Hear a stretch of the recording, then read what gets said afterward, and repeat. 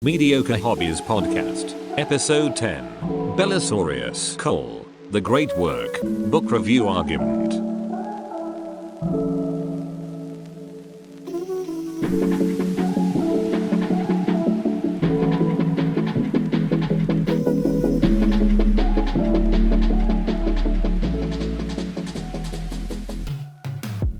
Hey guys, welcome to episode 10 of the Mediocre Hobbies podcast. I'm Tom Landy, and here with me, as always, is Mr. Mediocre Hobbies himself, Andy. Hello guys. This week we discuss my opinion on the Belisarius Cole book that Andy challenged me to read and like a few weeks ago. I hope it's a good conversation. It's primarily me telling Andy I dislike something and him telling me why I'm wrong. So if that's the content you crave, stay tuned. So I think I finished Belisarius Cole. Yep. His great work. So I think I want to tell you why I don't like it. But I'd like you to I'm going to play like a spoiler horn before we talk about this, but I have so many questions about this book.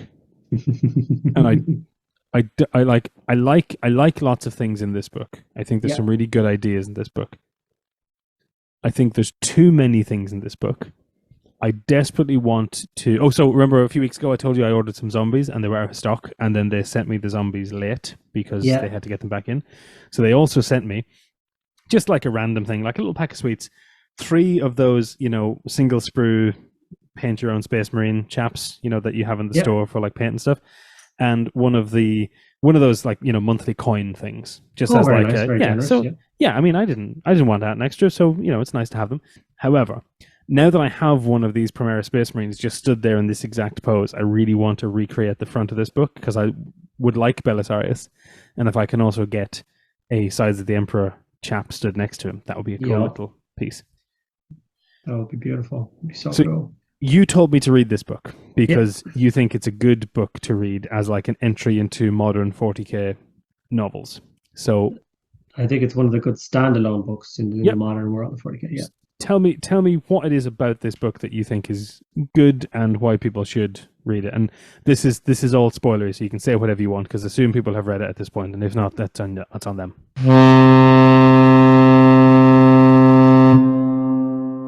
Okay, so the reason that because all 40k books for me, I'm not looking for New York Times bestsellers. I'm not looking for like what you mean the Horus Heresy?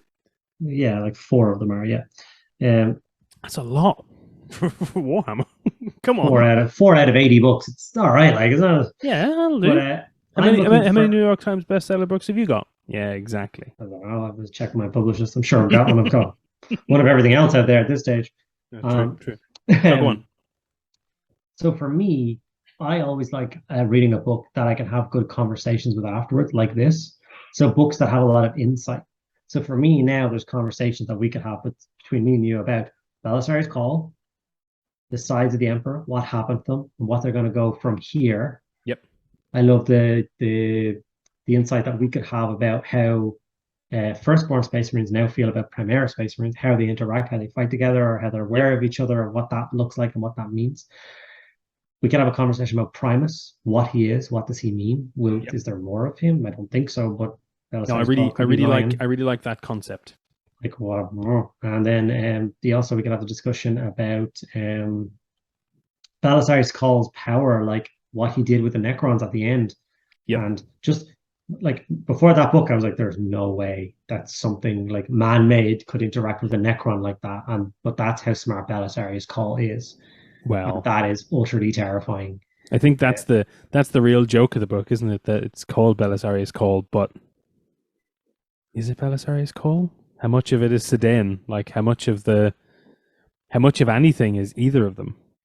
Well, Belisarius Cole is like an amalgamation of I don't know how many things now. Like I don't know if it's in this book, so pretty much everything about Belisarius Cole, but he talks about like there's whole parts of him that are stored on hard drives that he can't remember where the hard drives are. Yeah. He's like, I don't know, there's bits of me that I've forgotten or whatever, but so there's always more to him or less to him. But like one of my favorite things is when he tells him, now I'm not sure whether it's this book as well, where he tells him to stop sending or stop asking Gulliman to be To the be Forge Master is General that or in this whatever. book? I was like, I Yes, don't it is. want Yeah. to be Forge Master General. That's not me at all. He's like, wait a minute, what? But he Yeah. just instead of going off on like a big like crazy like, oh my god, what is going on? He's like, that's interesting. I better look into that. Mm-hmm. Like, because his world is just so crazy with all the things he has to deal with and has to plan for and has to work around that.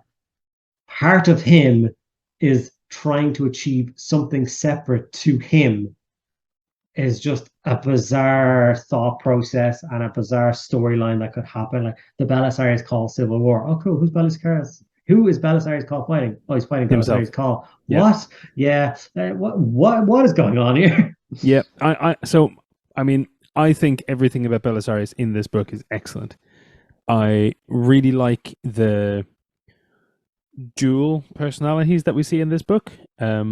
I really like his interactions with his like servitor guy who's just there to scribe things, and I also feel might be another portion of Belisarius Call. Awesome. I really like is it Alpha Primus, is that what it's called? Yeah. Really like him just because he doesn't exist, and so it's really nice to have like something that's completely not in 40k in 40k. Yeah. I like, as you said already, the Primaris and the non-Primaris. I like that there's like, I really enjoy some of the differences between what are essentially Ultramarine chapters. However, there's too much in this book. Too much happens in this book. Without the Necrons, this book was enough. Okay, yeah. I'm kind of with you on that one. There was the Necron bit at the end was kind of bizarre. Like I much preferred when it was Tyranids and a Doomstealer cult on the home world at the sides. The like my brain has kind of tuned out the Necron bit. The only bit I remember is the like The Catan bit at the all end. of the no, it's the Catan bit that I'm like, it's a bit over the top. The bits where like all of the Necrons turn to like or like Belisarius Calls starts glowing green like a Necron, and they all turn around and like it was like, oh my word, this is awesome. I loved the heartbreaking moments in it when they're like going up the ravine and smashing Vindicators and Predators off the side of the mountain. Yep. As if they're just nothing, and like to every other Space Marine, that's like sacrilege. That's like that's a holy statue you're destroying, or that's like a piece of art or a piece of history, and how dare you treat it that way, kind of thing. I think that's the bit of this book that I dislike the most, though, is the portrayal of Space Marines, and I don't particularly care about Space Marines very much, but I like the book series that I love is the Heresy, and they're entirely about Space Marines and the people around Space Marines. I think that the fact that these are all supposed to be Ultramarines or Ultramarine derivatives, they are too different.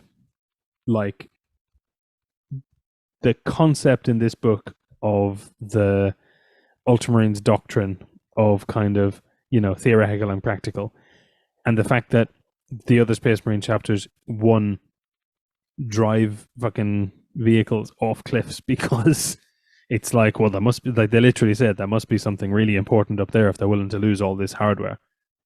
Yeah, but they're just old pieces of junk to them. Yeah. And like the conversations between, I don't understand why these Space Marines, like how it ended like this and how it's, I mean, they live on a mountain that's full of holes and they've never explored the mountain. Like I don't Genestealer code was what got them. Yeah. But they've been living on the Pharos for 10,000 years or whatever it is since the Heresy. Yeah. And they've never explored the mountain they're on. Like they're literally on the top of a mountain. They know the mountain is full of caves, and no one has ever gone, I think it would be prudent for us to go and investigate these caves in case of an attack in the future. And you know what I mean? Like, yeah, I know what you mean. Yeah. That's your nitpicking mind. It's like, just my like nitpicking mind is like, I mean, we're probably like sealed up and closed off and forgotten about kind of thing. Yeah, it's full of caves. No one's been in them in 10,000 years or whatever. I just can't imagine that these Space Marines have anything else to do. Like, they're on the Fortress Monastery, right? There's only so much they can do on the Fortress Monastery that isn't army related. And, you know, Space Marines notoriously don't go and chat with the locals. The locals show up and give them offerings, and then they steal some of their children to make more Space Marines. That's kind of the extent of their relationship, right? So I don't know. I think Belisarius in this book is quality. I really like the concepts in this book. There's just too much of it. Too much. And then when it does get to the end of the Tyranid storyline, and the Sides of the Emperor are wandering off with the hybrid, and then it just flashes to, like, this is like what, a chapter from the end of the book. It just introduces a new character that you've never met before, who was someone really high up in the human element of the Sides of the Emperor, and he was the one who led them astray, but they blamed somebody else. And it was like, it's not a reveal because I don't know who this guy is. Yeah. It's like, I don't know. It feels like, I don't know. I don't want to be rude about Guy Haley, because I think Guy Haley has written a good book. I just feel like it needs another 2 passes. Like, I think someone needs to reread this book and go, so is his name Belisarius Cole, or is it like full title Lord Magos, whatever it is, Belisarius Cole? Like, Space Marines don't deviate in what they're calling someone. Yeah.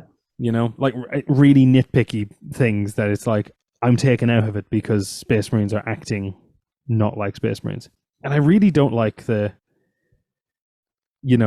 kind of main Space Marines attitude towards Belisarius, because Belisarius converted him from a human into a Primaris. Yeah. Just don't get it. The boogeyman in the dark, man. All he has these flashing memories of waking up to him cutting off his skin or drilling into his skull, or with no like anesthesia or anything. Just, well, I mean, that's expensive. But that's the thing. Imagine having that. Imagine your waking dream is for the last 10,000 years. Every time you woke up, somebody performed surgery on you with no anesthesia, and now he's standing in front of you, and you're going to have no reaction to that. Yeah, but their minds are wiped like multiple Obviously times. Obviously not. So also, so 3 things about this book that I absolutely love, and they're all just throwaway things.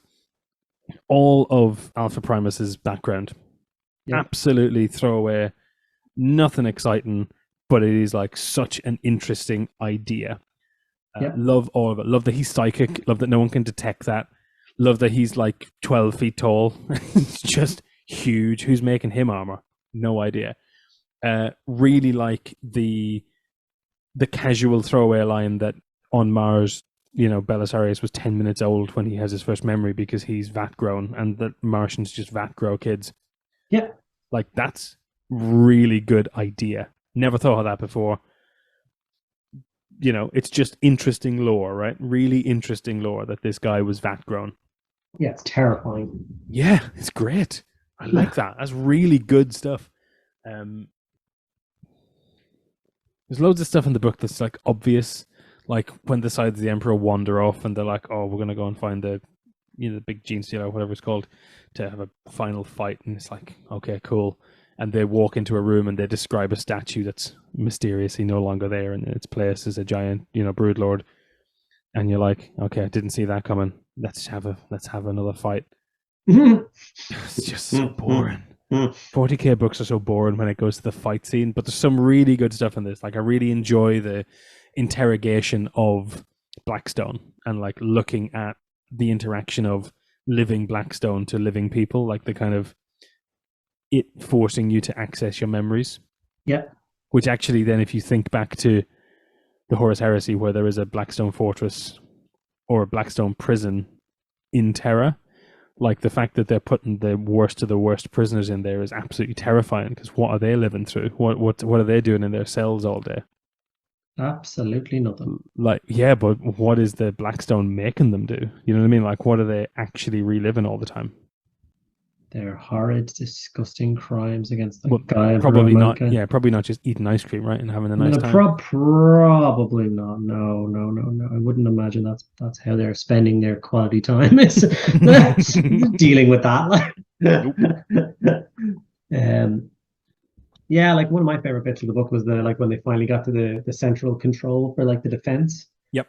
And there was that Space Marine that was dead. And you could see the bolt round in the back of his head, like, because it was like, how did someone get in here? And that's when they kind of put 2 and 2 together, where they hint that it was a Gene Steeler Cult Uprising. He's the guy that had no legs, right? And he refused to be a dreadnought. A dreadnought. They literally used the line. He always did like firing the biggest guns, so he was hardwired into the guns of the Fortress Monastery. Yeah, no, Cool. there's some really good bits in it. I think it's exactly what I dislike about modern 40k. There's just too much kind of bolter porn. It needs a second read by someone who like skinny down some bits. And I don't necessarily know, like, are there any sides of the Emperor left? Can I not paint a chapter? Like, you can. They're Primaris now. Yeah, but if they're all dead and there's no Gene Seed. There is Gene Seed. It's an Ultramarines Gene Seed. Yeah. Belisarius Cawl used to make all the Ultramarines Primaris birds. Yep, true. I also like little things that we've heard about Belisarius in other places as well, where he, didn't just stop with the Loyalist legions. He was like, no, I'm going to make anyone. Yeah, make them all. Yeah, I've got all this Emperor's Children stuff. Might as well use that. Yeah. Did I tell you what Primus is supposed to be? Go on. So they just like people in the books are describing. They thought he was trying to make another Primarch because he was like, Primarchs are required to command a legion properly. But it comes out in another book that that's not what he is at all. So the way he has made all the different legions. Yes. And he was like, they all need to work together. That's how the legions are designed. Oh, so Primus is all the legions. Yeah, he tried to put them all together into one, and this was the only one that even semis. That's why he's psychic. That's the Thousand Suns part, and that's why what I mean. That could be why he's in pain all the time as well. Yeah, everything is fighting itself. It's just so it's a super cool like little story thing. No, I like him. I think there's some quality ideas in here. It didn't help as well that he's my least favorite audiobook narrator person. Yeah, narrator. Thank you. Yeah, it doesn't help. It's I don't know. I'm willing to take your advice on another book though, if you want to give me one. No, I can do that. It said John Banks reads this, and I avoid John Banks. I mean, well, if he reads it, I'll just tell you, and I'm just not going to listen to it. Do you ever watch any of the making of for like Aliens? No. And they talk about how difficult it was to find someone who was Newt, because all the kids would deliver a line and then smile. That's how I think John Banks speaks. He's always smiling, so everything always sounds a little positive. And you're like, his chest was ripped open and his lungs are exposed to the air. If I don't fix this soon, he'll die. And you're like, Jesus Christ, John, where's the feels? Yeah. Yeah, and I don't think obviously he makes his money from reading books. He's not bad at it. I feel like we're so spoiled with the other narrators. Like if you look at like Jonathan Keeble or any of the kind of big three, it's on the shoulders of giants, right? Like he's got a lot of hill to climb to be close, and he's just too far. Yes, I know what you mean. Have you read The Devastation of Baal or Spears of the Emperor? Nope. So, Spears of the Emperor, go for that one first. It is 11 hours and 46 minutes. Before you download it, check it. This is Aaron Dembski-Bowden, isn't it? Yes. So I believe this is in my library already because I already bought it. I didn't listen to it. I don't know why.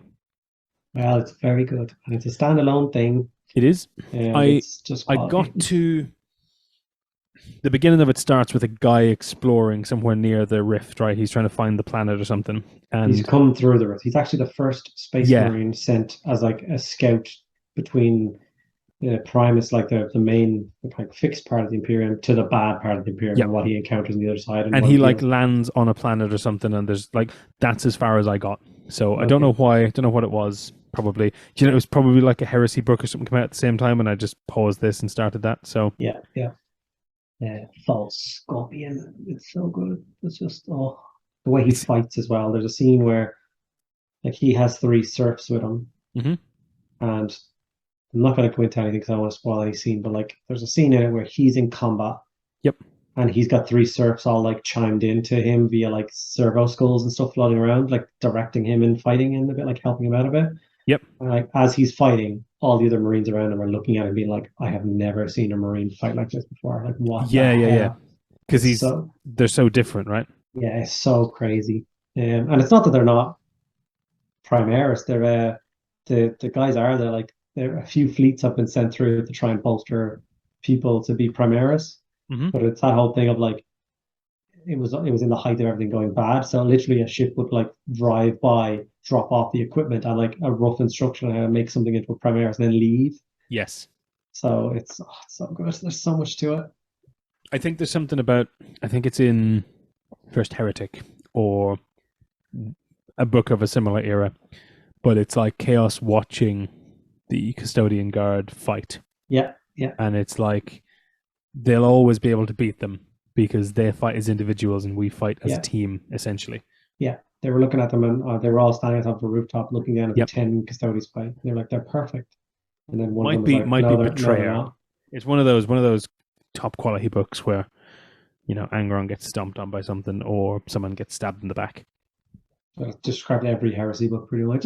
Oh, so good. Love heresy. I also love Belisarius showing up in the heresy for like 6 minutes in one of the books. I don't know which book it is, but he's there for like 4 minutes and then he goes away.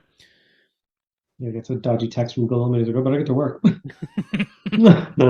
Yeah, basically. I like the idea. I really like that. I like the idea that Guilliman is texting people. Yeah. You know what I mean? Yes. Yeah, why not? That's what we want to read. We don't want to read Random Space Marine Captain Jimmy the Third. Oh, he's dead. Oh, I don't care about him. And maybe that's my problem with Belisarius Cole as a maybe. book. Yeah. Because I don't know any of these characters. The character I know the most on this book is the Pharos itself, because it's covered in 3 Horus Heresy books. Yep. So, like, I know the mountain more than I know the guys. And at the end of the book, I know Belisarius and his alter self more than I know any. I couldn't name a single Space Marine. Name a single Space Marine in the book. Can you? No. If you want to follow Mediocre Hobbies, you can follow me under that name, Mediocre Hobbies, on Instagram, TikTok, Twitch, Twitter, Reddit, most importantly, YouTube. I'm everywhere. Think of social media, I'm on it under the name Mediocre Hobbies. So yeah, follow along.